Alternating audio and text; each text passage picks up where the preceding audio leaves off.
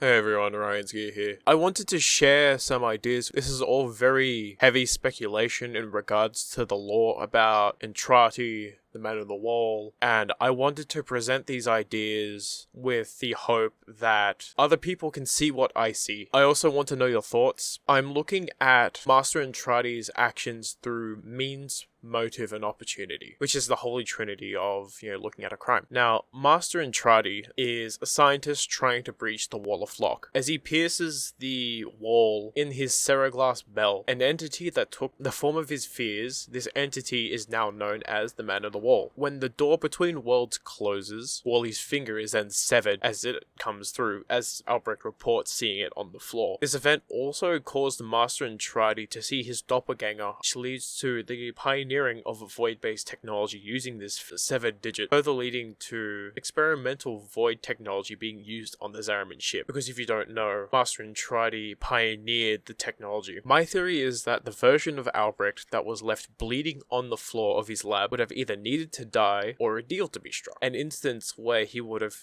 needed to die is for the void form of Albrecht, which is the vague untime form, or his shadow given depth replaces Albrecht. As a consequence, this void form would develop void tech and in a self-serving move provide faulty technology to the Orokin. This faulty tech ends up on the ZARIMAN, which coincidentally houses thousands of future Tenno as well as adults, which then leads to the collective concentration of feral humans and void-imbued children, and their emotions would cause Deviri to be born, as well as making the Man on the Wall stronger. My evidence for this is that if we take what Rel says as absolute fact by saying he knows what you're doing, it makes him stronger. The context of this quote is said just before we try to wrangle Rel's emotions, as his emotional state is fractured as a result of the transference loop, which is a state where an operator cannot return to the true form but is rather stuck in their Warframe. Conceptual embodiment is the concept where emotions can take form in the void. There is strong evidence that the Man of the Wall is a reflection of Entrati's fears,